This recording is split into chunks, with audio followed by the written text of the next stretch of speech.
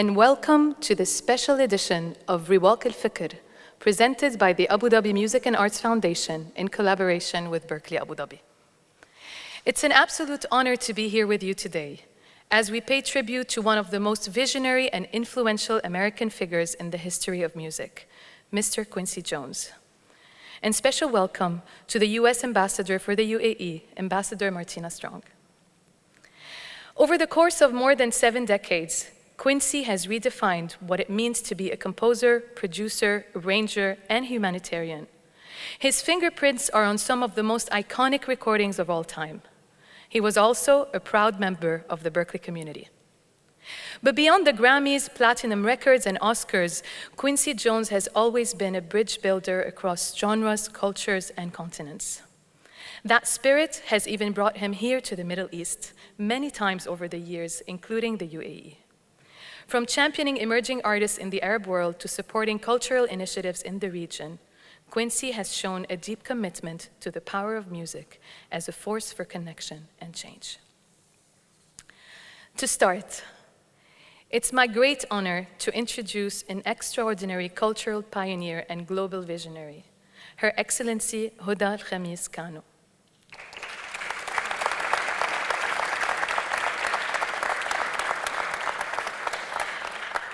As the founder of the Abu Dhabi Music and Arts Foundation and the founder and artistic director of the Abu Dhabi Festival, Her Excellency Huda Kano has been a tireless champion of the arts, education, and cultural diplomacy.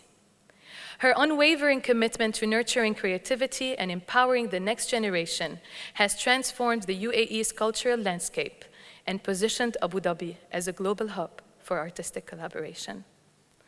Through her leadership, she has inspired and supported countless young talents across the region, and I'm lucky to be one of them.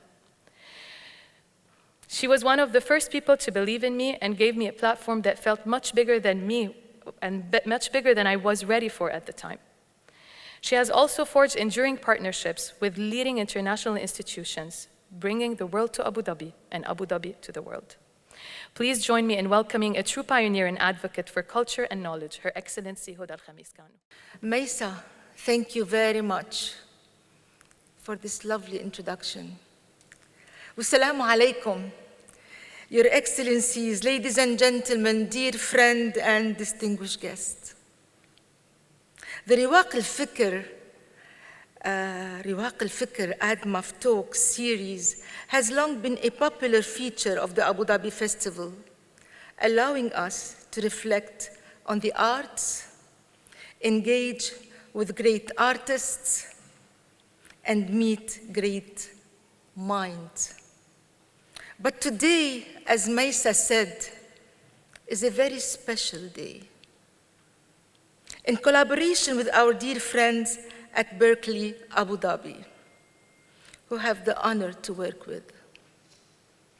We pay tribute to an icon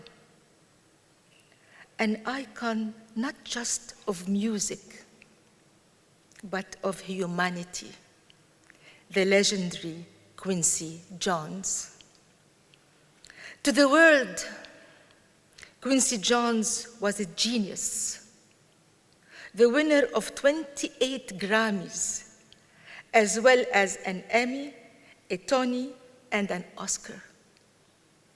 To the world, he was the producer of the best-selling album of all time, Michael Jackson's Thriller, the composer of over 50 critically acclaimed films, the founder of Vibe magazine, a humanitarian, a UNESCO artist for peace, and a man of many more accolades. But to us at ADMAF and the Abu Dhabi Festival, he was family. Quincy led in giving opportunities for talented young musicians. He nurtured, he supported so many. We had the privilege to present at the Abu Dhabi Festival.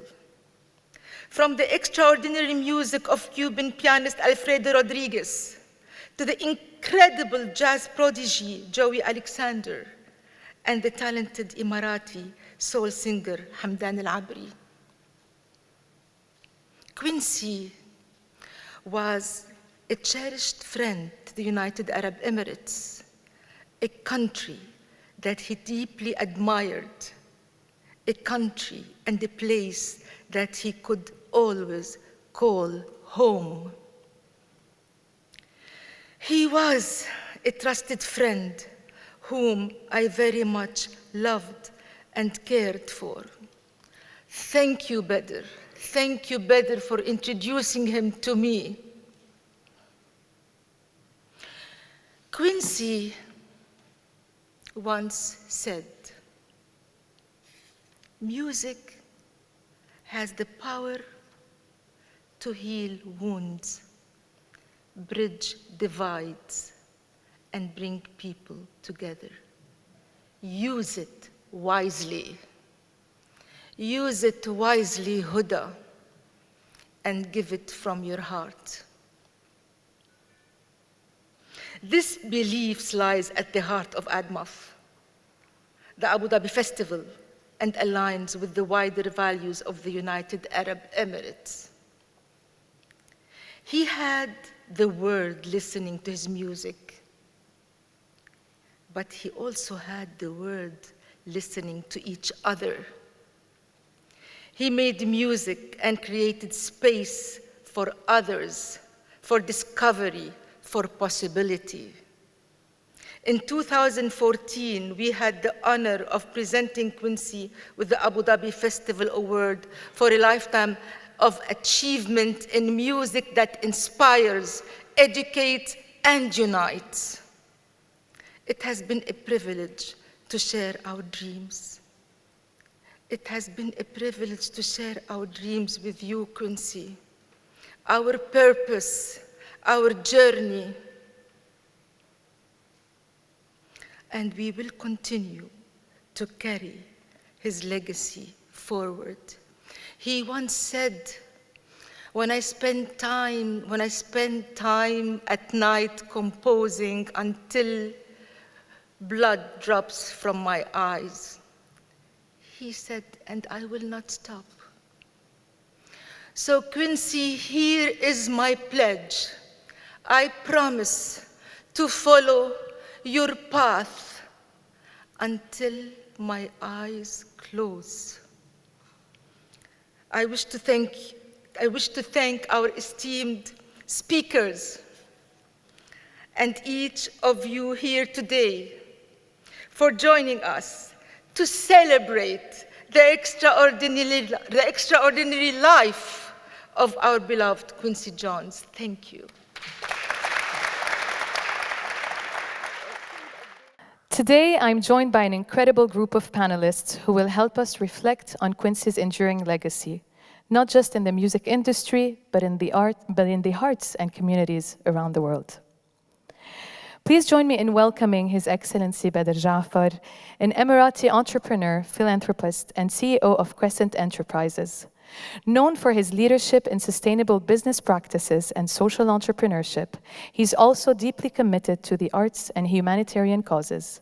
And just last week, he was appointed as UAE Special Envoy for Business and Philanthropy. In Quincy Jones, Badr found a friend who shared his commitment to using the arts as a bridge between cultures. Together, they founded the Global Gumbo Group, a cultural initiative aimed at nurturing cross-cultural musical talent and promoting peace and understanding through music. Their most notable collaboration is the Arabic charity single Bukra that we'll just listen to, which means tomorrow in Arabic, released in 2011. This project brought together 24 leading artists from 16 Arab countries, including Kazim Al-Sahir, Shireen Abdul Wahab, and Latifa, as well as international stars like Akon and Shakira.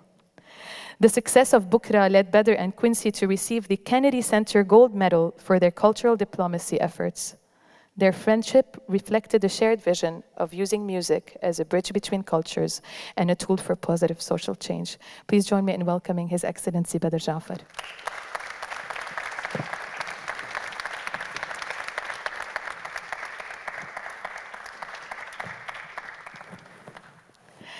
Next, I'd like to announce Ron Savage, Vice President and Executive Director of Berklee College of Music. Ron brings over 40 years of experience at the college, starting as a student and graduate with a degree in performance in 1984, a faculty member and former dean of the Professional Performance Division. He's also the co-founder and co-chair of the Berklee Black Scholars Initiative, which supports Black and African American students through mentorship and community building programs. In addition to his leadership in education, Ron is a renowned jazz and blues drummer who has performed around the world with musical legends. He's also a committed community advocate, having founded the Cambridge Jazz Festival and the Ron Savage Music Academy, which provides affordable music education and instruments to inner city youth. I didn't know about that. That's amazing. Thank you so much, Ron, for being with us today. Please join me in welcoming Mr. Ron Savage.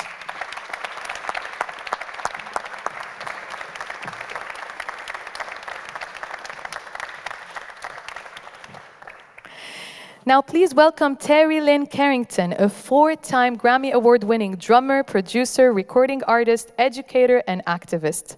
She went on to perform with Wayne Shorter and Herbie Hancock, playing with Joni Mitchell and Stevie Wonder on Hancock's Grammy-winning Gershwin's World. She made history with this album when she became the first woman to win a Grammy Award for Best Jazz Instrumental Album. She was also the house drummer for Quincy Jones' late-night TV show Vibe, and was handpicked by Quincy to perform at the Montreux Jazz Festival in Central Park, the festival's only appearance in New York City. Today, she continues to shape the future of jazz as a professor at Berklee, where she founded and directs the Berklee Institute of Jazz and Gender Justice. Please join me in welcoming Terri Lyne Carrington.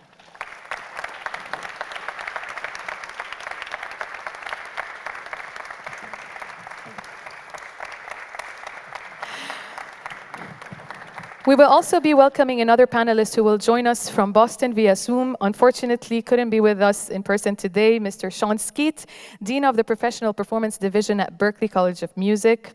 Originally from Trinidad and Tobago, Sean is an accomplished drummer, educator, and leader whose musical voice blends Caribbean roots with jazz, gospel, and R&B.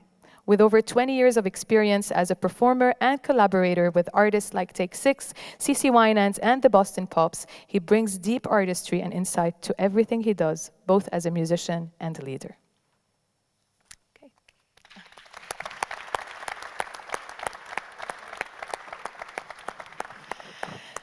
So let's dive in and celebrate the life, work, and extraordinary legacy of Quincy Jones, and hear what his presence and music have meant to each one of you personally, as you have, great connections with Quincy. Your Excellency, Bukra topped the Virgin International and Arab music charts for 6 consecutive weeks and garnered over 40 million views on YouTube so far.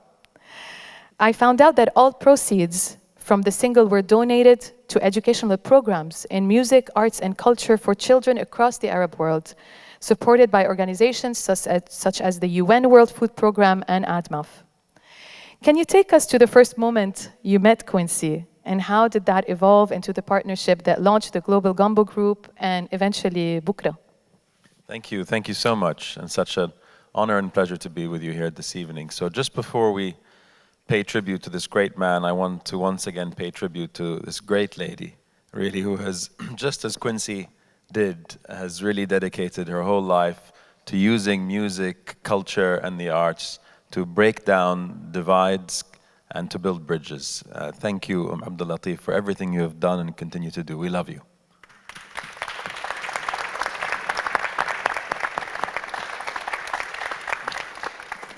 So I met Q. I was 17. I was at school, boarding at school in the UK, and his daughter Rashida had come to visit a mutual friend of ours, Jordan Frida. The link with Jordan is that Jordan's mother, Lulu, was cast on a Sidney Poitier movie, To Sir With Love, which Quincy wrote the score for. And so Quincy worked with Lulu. I mean, she went on to become a well-known artist, but I think one of her well-known hits, You Know You Make Me Want to Shout, was the one that I knew at the time. And so they had a deep family friendship. Jordan and Rashida had grown up. So we spent some time, the three of us together, and And I got to know that her father was this big shot, producer. I didn't know anything about Quincy at the time. I was 17 and didn't know anything about anything. And then I remember when he was coming to visit her in the UK, I think she had just started at Harvard, and she was doing some exchange program in the UK, so she was there for a year or so. And someone said to me, "Oh, her father's coming. He's a big deal." And I said, "Oh, is that right?" And they said, "Yeah, he's at the time. I think Austin Powers was just out, like the first Austin Powers." So they said to me, "He did the score for Austin Powers, Soul Bossa Nova." So I just knew him as the guy who did Austin Powers. I thought, that's pretty cool. I mean, he did Austin Powers, theme tune. That's pretty cool. We all like Austin. Of course, little did I know how much he had done and created over so many generations. But I got to meet him on that first occasion. And again, at 17, you think you're all grown up. And Quincy would often remind me that he had underwear older than me. But what immediately hit me in the first meeting that we had, in the first, it might have been over a meal. Can't remember exactly where it was, but I remember it struck me how he transcended age, culture, religion, language. He connected with you on a human level. And, growing up here, it's quite a hierarchical society. So to have someone, he must have been in his early 60s then, someone in his early 60s talking to me as an equal, really made an impression on me. He was interested in what I had to say, which, nobody really is except Abdul Latif these days. But really, I mean, that struck me, that this is someone who, again, can transcend all differences and connect with you on a human level. And then, of course, I realized that so much of the inspiration that he took to connect to other human beings was through his music. So that was how I first met him, and then we maintained a friendship over the years. Fast forward to, actually before 2011, in the early 2000s, so maybe 2005, 2006, I was very keen to see if we could do some sort of collaboration for the region. I had by then learned that he had done more than just Soul Bossa Nova, and fell in love, and I had already grown up with a lot of his music, including, of course, We Are the World, which he co-produced, as many of you will know, with Michael Jackson. So I said, "Quincy, why don't we do something like We Are the World for the region?" And he would say, and I thought it was a no-brainer, like I imagined he would say, absolutely. And he, didn't want to disappoint me, but he said, "I'll think about it, but I think we need to do something new." He said, I said, "But what?" I mean, I'm the impatient one. He said, "Well, we'll know it when we see it, right? It'll come to us." So every once in a while, I'd bring it up again, and then the disaster in Haiti happened, and he got a call from, at the time, I think, Bill Clinton and Obama, and who said, "We need you to do something for Haiti, and urgently." So he was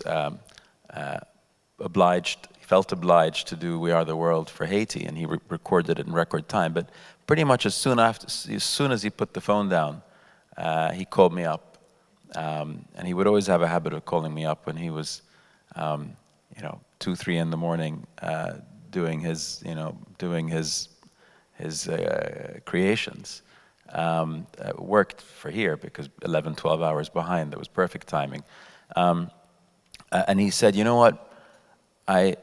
I'm going to have to do, or I am going to do We Are the World for Haiti, and I feel bad that that we haven't done it for the region yet. So let's do it also for the Middle East. Let's do one for the Middle East." And I thought, great. It just so happened, and I think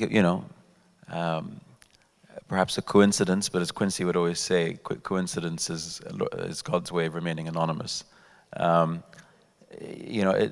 We couldn't do a deal with or come to an agreement with. It wasn't for monetary purposes, it was for proceeds, with the Michael Jackson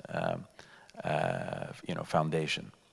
So he said, you know what, that's fine, I'll come up with something. And I imagined it would take another few months or maybe even a bit longer. And the next day he calls me up, he said, I found it, it's the perfect one. And it was a Tevin Campbell song, Tomorrow.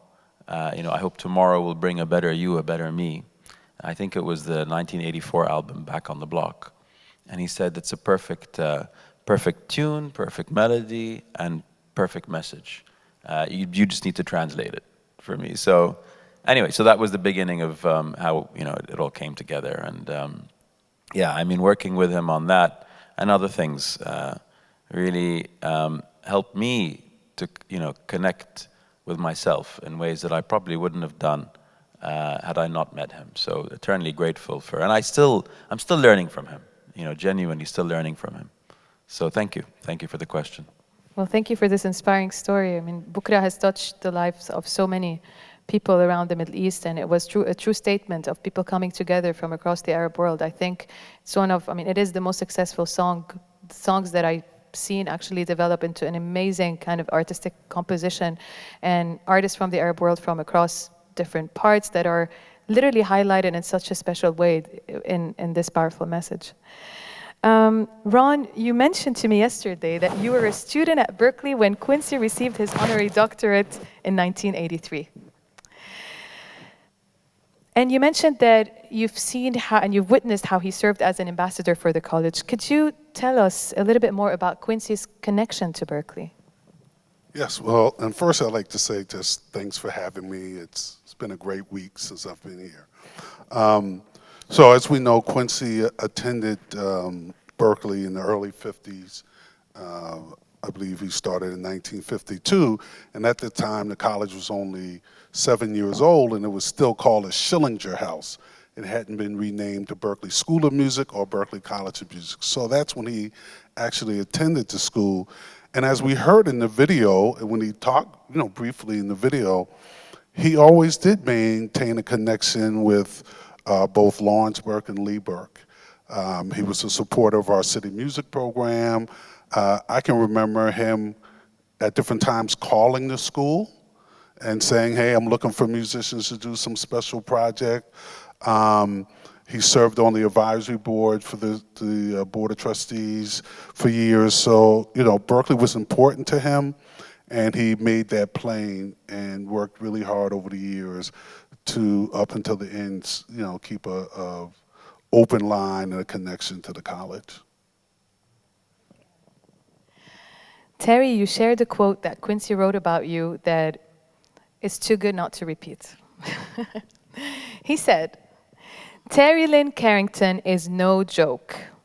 I've known her since she was a sweet little rugrat, and I'm telling you, she only gets better with time.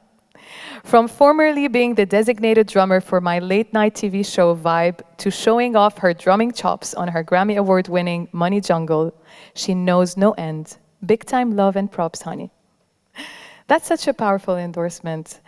What do you think, Terri, it was about Quincy's approach that made such a lasting impact on you?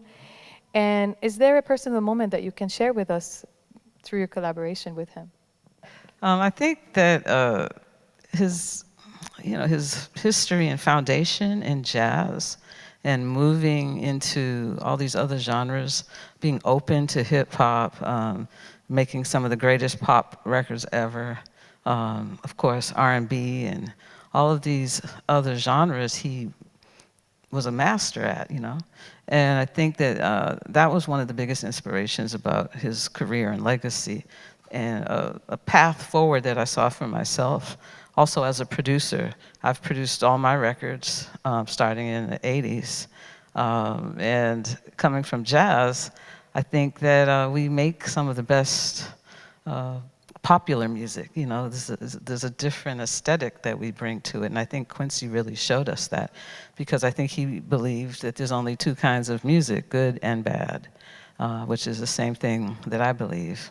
We shared the same mentor, which is pretty wild, right? Clark Terry.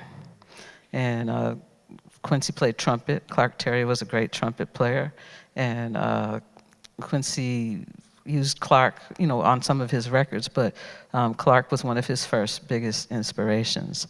And I started playing with Clark Terry when I was 18, touring the world with him. And so Clark used to talk about Quincy all the time. And then I didn't meet him really until I moved to LA. And I was doing first the Arsenio Hall show, which it was a great way to move to LA, and I met a lot of people, so Saida Garrett and people like that. And I remember one day she brought me to his house. Saida Garrett wrote The Man in the Mirror for that big Michael Jackson album. And she brought me to his house when he was making, it must have been Back on the Block, because Sarah Vaughan was there. And she was walking out as we were walking in. And they were doing interviews about this album. And then I was fortunate enough for Greg Fillinganes to hire me for the Vibe TV show, which was Quincy's show.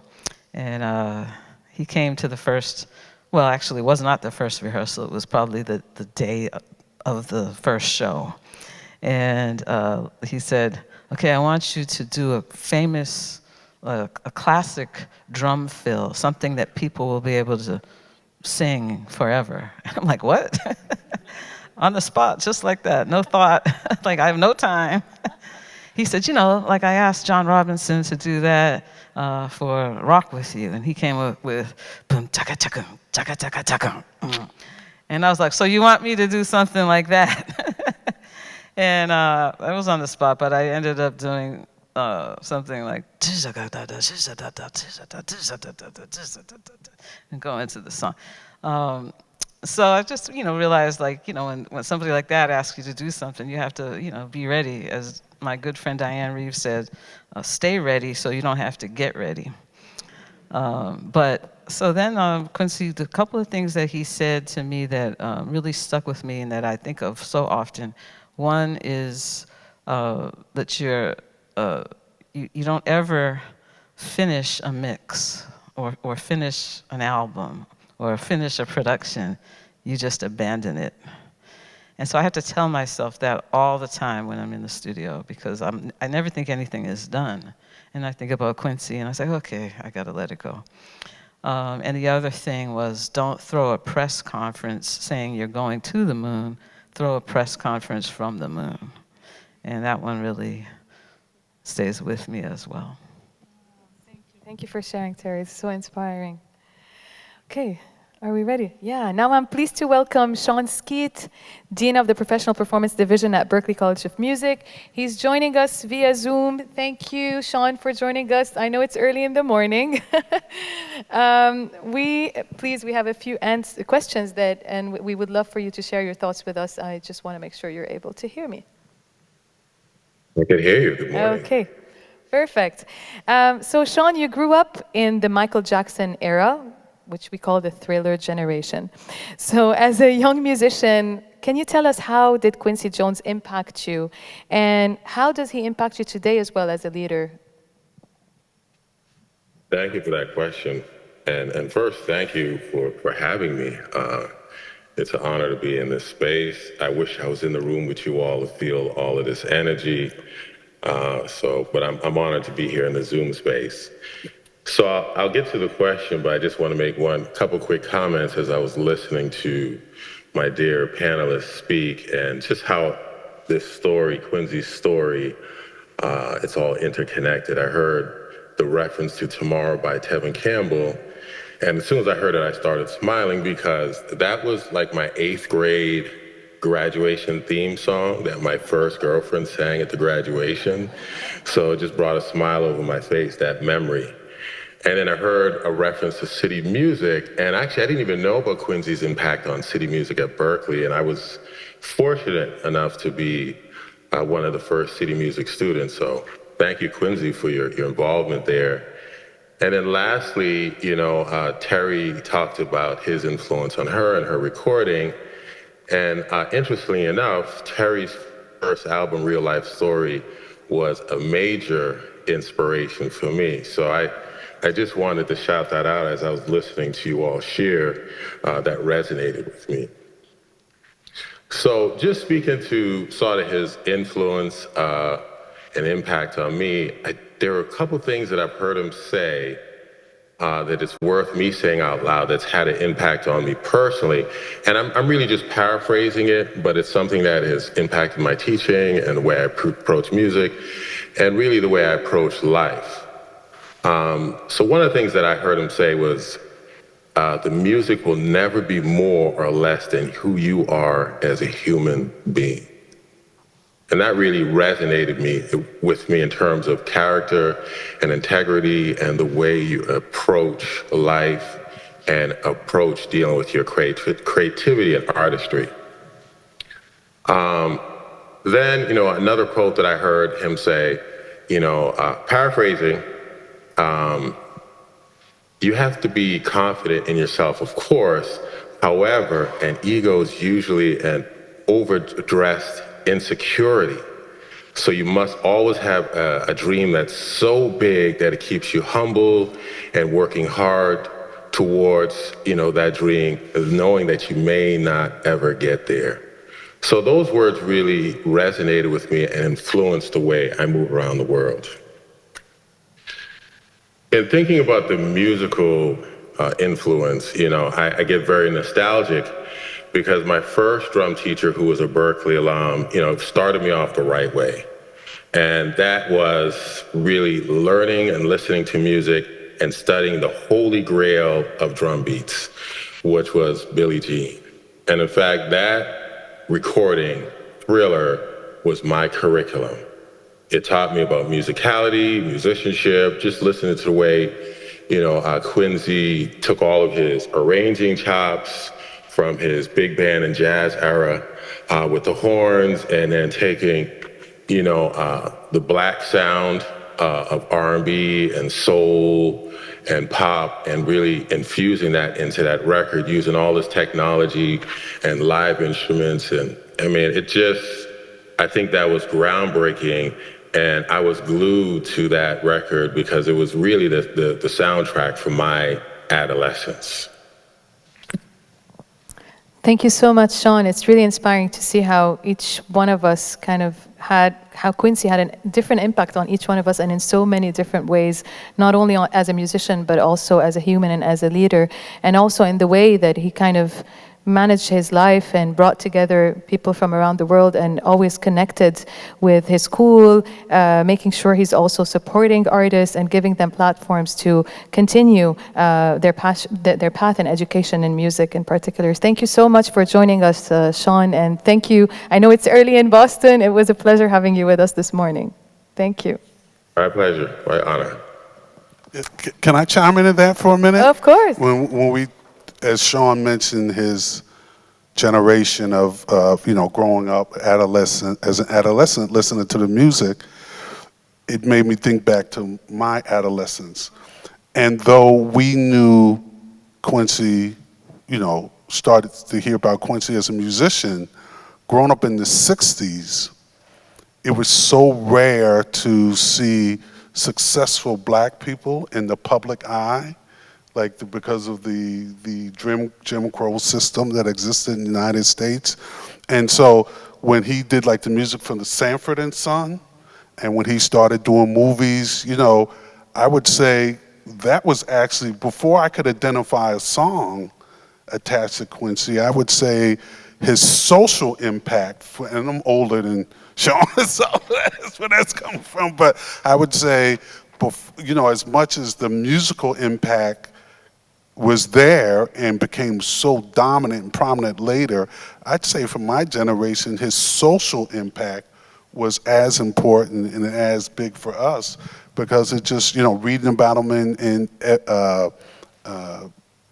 Ebony magazine, To Sir With Love, seeing Sidney Poitier on TV, seeing a black man in a lead role and having the music written by black, that was all new stuff in the United States for my generation. So as much as he influenced or had an impact in music, for my generation, his social impact was just as important and just as impactful.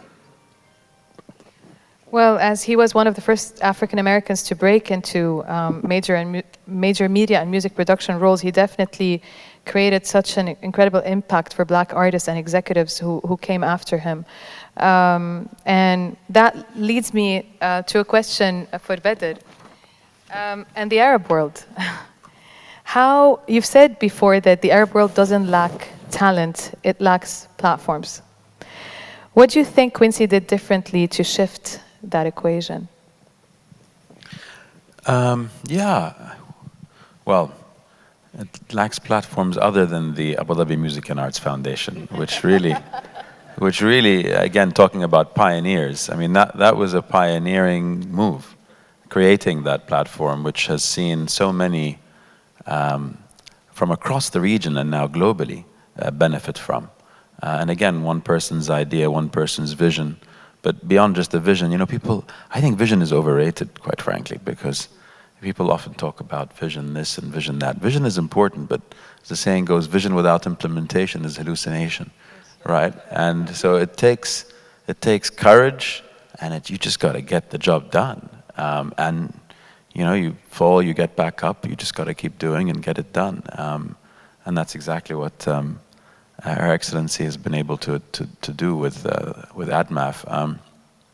You know, I was reflecting, so going back to your question, we're in this era of innovation economy, right? Everybody wants to be innovative and deploy best-in-class technology to keep ahead of the competition. And every other week we're hosting another tech conference in the UAE because it is very important.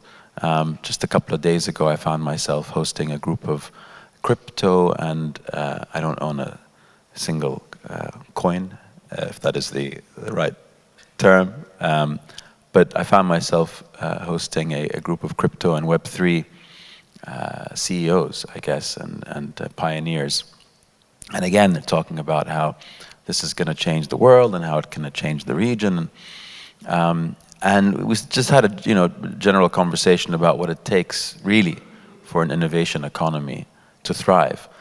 And we don't actually need to reinvent the wheel. I mean, we do have to look quite far back to, say, the 8th, 9th century, what was termed as the Islamic Golden Age. Didn't have very much to do with Islam per se, but it was where Harun al-Rashid at the time, the Khalifa, this caliphate was at the time, in the center of it was Baghdad.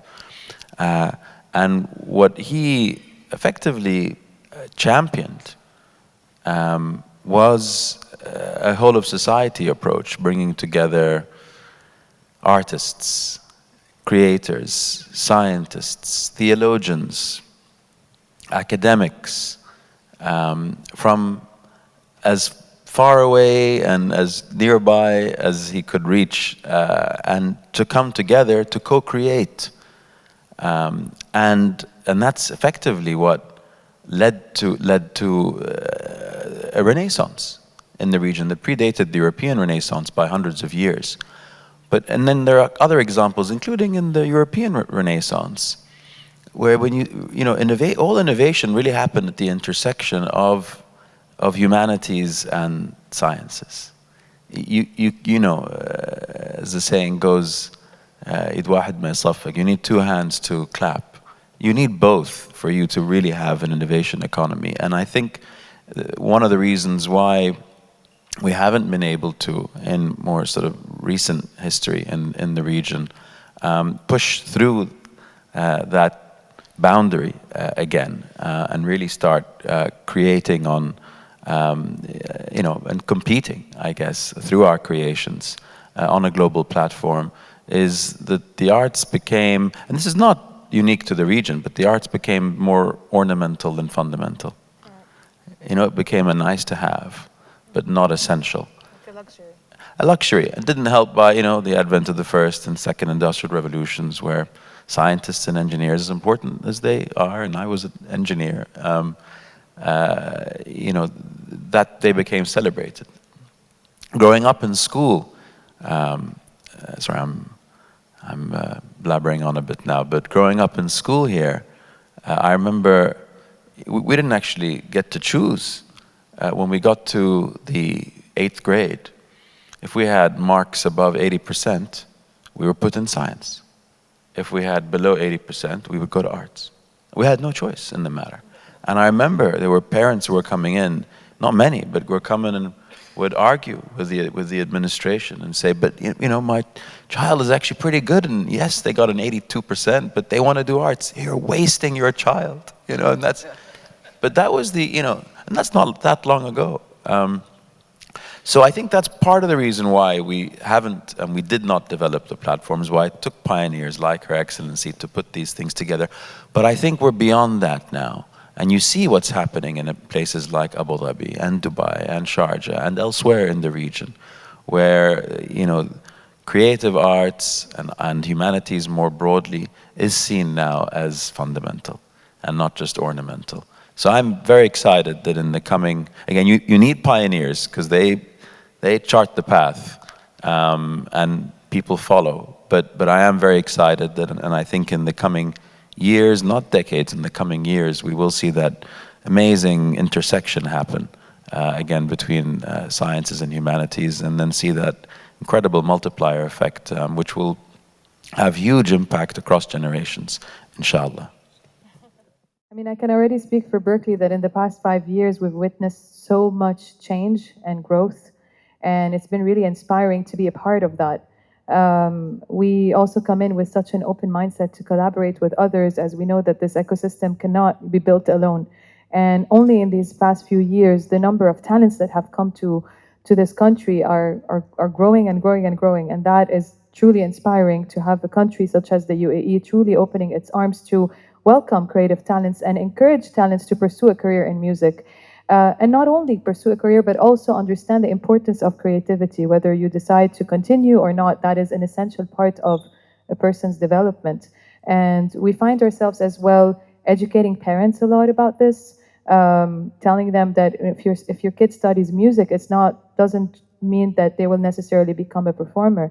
They can do other things in the industry. And that awareness has become so key and has helped us develop a community that we hope to grow even further with incredible institutions and initiatives that are currently being developed in the UAE and grown further and further. Terri, Quincy wasn't just a musical force. He used his voice and platform to push for racial equity and broader social change. And Ron, you echoed on this earlier as well. But from your perspective, how did he do that in both the music world and beyond?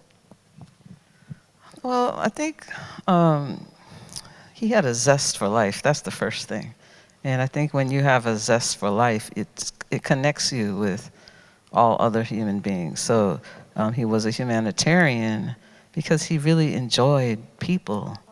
He enjoyed inspiring others and also being inspired by others. It was definitely transactional in a good way, like that.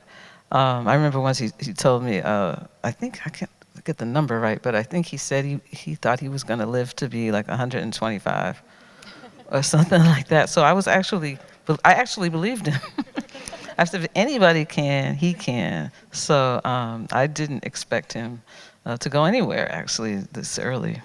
But I think just that caring about other human beings and the possibility and potential of others was fundamental to him. I also played, which doesn't get talked about as much as We Are the World, of course, but We Are the Future.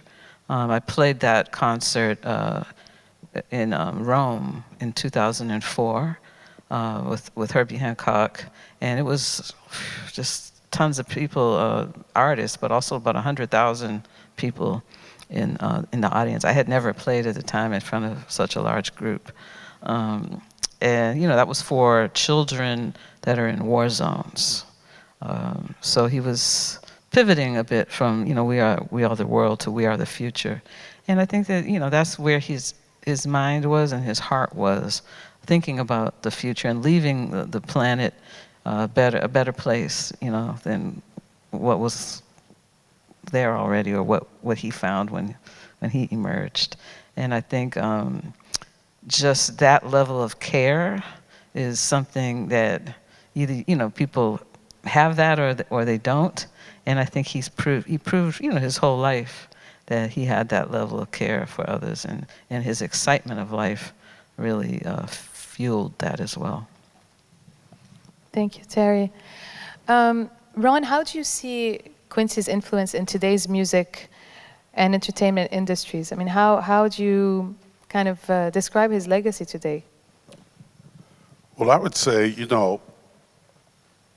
he showed us that, music is a superpower, which I say that all the time. And I truly believe that for all that it can do across boundaries, the good that it can do, literally the fastest growing health field in the United States is music therapy. We know that it has profound effects on people's mental, emotional, and physical health. So he took his superpower and used it in a way that no one had ever seen or experienced before, right? In all sorts of artistic media, and he showed us what's possible. Like, you don't just have, Terri was talking about producing her own record. She doesn't just have to be a great drummer.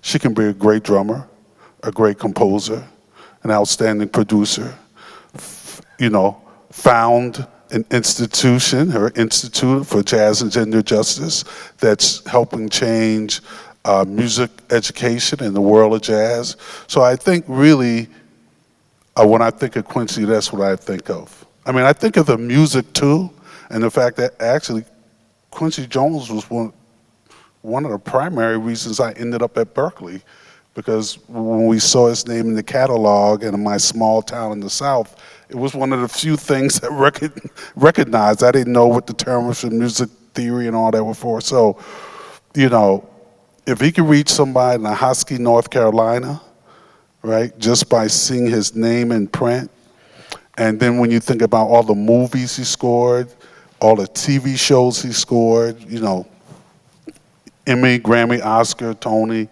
I think he showed us that there's always more, and maybe that's his zest for life. There's always more we can become. Like, there's always more to reach for. There's always more impact that we can seek out of our artistic endeavors. So that's what I would take away. I mean, when I look at myself, I think of someone, like, I want to be a good drummer. I want to be a good leader at a college, but I also want to have impact in my community. I want to produce concerts. I want to help youth get music lessons. And when their parents say what they say, you're wasting, I have a little line for that. I say, fantasy is the edge of creativity. Creativity is the seed of innovation. So if you want your child to grow up and be an innovator, they need some drum lessons. Right. Thank you, Ron. Well, if I may, yeah. As we talk and sit on stage here, I'm sure we could sit for hours and reminisce, and so many stories, some which we probably wouldn't be able to tell on stage. But I did spend time observing him and reflecting on my engagement with him. Curious as to how he always stayed so young at heart. He had that magic about him. He would always say, I'm just getting started. He would always say that, I'm just getting started. Everything up until today was just preparation, and I'm just getting started. That mindset was so powerful, and he didn't say it because it sounded good. He believed it. He lived it. His humor was infectious. I mean, he would call you again, call you and call you again, and you'd think something's, and he just has this joke that he has to just get off his chest, and the other thing is, two things again that I learned from him. Two things that I think are, if this is all we taught in our education systems today, then our next generation will be fine. Humility and curiosity. Everything else will figure itself out. Everything else you can Google, right? Everything else will figure itself out. But he had both. On the humility side, so many examples. Be wherever it might be, in a restaurant or wherever. And it could be some, pretty, important people around him, but he would just zone out and connect with a waiter because he found that they were from somewhere that he wanted to learn about, and he'd spend, 20 minutes just talking to that person and connecting with them. And they didn't necessarily have to be female. Probably spend a bit longer if they were, but he would connect with them again on a human level, and that humility served him very well, and his curiosity. Again, he would just call you up and say, "Man, have you heard about this nanotechnology? It's unbelievable." And then he would spend 20 minutes telling you everything he knew about nanotechnology. He'd keep himself, young and young at heart that way. These are all, I think, super important lessons we can all learn from. Yeah, also, could I add to that? Because I think also the music really kept him young. His curiosity, of course, too, but curiosity about what was happening in music, the trends and the players. And that's a cool thing about jazz, too, because there's so many young people that are excelling playing jazz, and he really wanted to know who they were. And I remember one time he called and asked me for Ingrid Jensen's phone number or address, because he heard a record that she played on. She's a trumpet player. And Berklee alum. Berklee alum, yes. And he asked me for her number. He just wanted to send her flowers because he heard a record, one of her records, and it was so beautiful to him, her playing. And he did. He sent her some beautiful flowers. So I just think things like that kept him grounded, and also just understanding how hard it is to master, these instruments and master this craft in a way that, the way that he did. And he couldn't, stay playing the trumpet, of course, but he found these other things. So like you said, he showed us the possibilities of all the different things you can do. And I think that for me is really one of the biggest ways he inspired me, because when I see him, I don't see limitations on myself. So I think that I even see that kind of inspiration in Herbie Hancock, because with all the time I spent around Herbie, there's only a couple of people he seemed to, he wouldn't like this word, idolize, but I'm sure there's a better word, but there's only a couple of people, Miles Davis, Quincy Jones, Daisaku Ikeda, only a few people that I ever saw him get kind of like a little boy when, around, so Quincy was one. Terri, you made a brief but yet meaningful appearance in Rashida Jones' documentary on her father, which showed the depth of love and respect people have for him. You also mentioned that you had a quote that you wrote during his passing. Can you share with us a little bit information on that? I don't remember what I wrote. How would you define Quincy's legacy? And how did it feel to be in this documentary? I was pretty shocked to be in it, and I felt like it was, his daughter's way of saying that he was fond of me. Even though it's not like I hung out a whole lot with him, but they caught me saying hello to him at one of the Hancock Institute, but formerly the Monk Institute, one of their events. And he hosted a few of those events. So he was sitting, that was another thing, he would sit on the side of the stage and watch all these young people play, because it's a competition. So if it was a piano competition, there could be 10 or 12 people playing, and he would sit on the side of the stage the whole time, and people would just come over to him and speak. But then you also knew not to talk to him too much, because he was actually listening, and so, I think all of that, everything that we've said really speaks of this amazing legacy and his ability to inspire others. I remember once when I ran into him at a Grammy party, I think there was a picture up there with Esperanza and Roger Brown, one of the former presidents of Berklee. And we were at a Berklee party at the Grammys that Quincy came to, and Phil Ramone was the other person in that picture. He looked at me, he called me kind of to the side, and I'll never forget it. He took his glasses and looked over his glasses, and I was nominated that year for a record, and he said, "You made a good record. That record is good." And at that moment, I felt like I was going to win the Grammy, you know, and I did. And I was like, I don't think, yeah.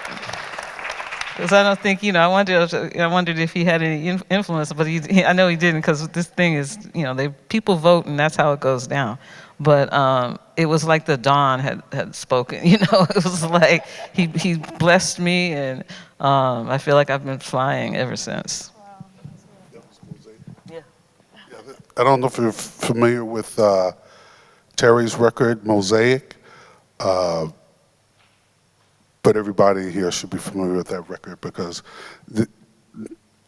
not only would Quincy say that, a lot of people would say that about that record. That was a very inspiring record. And not just your playing, although on that record, you play one of the baddest 30-second drum solos ever recorded in music history. And I was like, only Terri can take that much bit of time and pack like an avalanche worth of emotion, power, and virtuosity into, you know what I'm talking about, right? Yes. Yes, that was amazing. But that, you know, you inspire people in the way that maybe you don't see it, but you inspire people in the way that Quincy inspired people. So. Well, I do think we come from these lineages, you know, like Quincy, you know, he came from the same lineages as Clark Terry, and you know, like Clark would talk about Ellington, and, you know, Quincy could talk about Clark, or Ellington, or Count Basie, or Frank Sinatra, and you feel like you're part of that lineage as well, because people like him had a way of making you feel part of this thing that's passed down. And that's what I mean when you care as much as he did, and the humanitarian in him really brings that out, you know, in everybody else. So he shows us all what we can do. As we wrap up this incredible conversation, thank you so much for joining us. I want to leave you each with a final question that goes to the heart of everything that we're discussing today. If a young person comes to you and says, why does Quincy Jones matter? If you had just kind of like one statement to tell them, what would you say?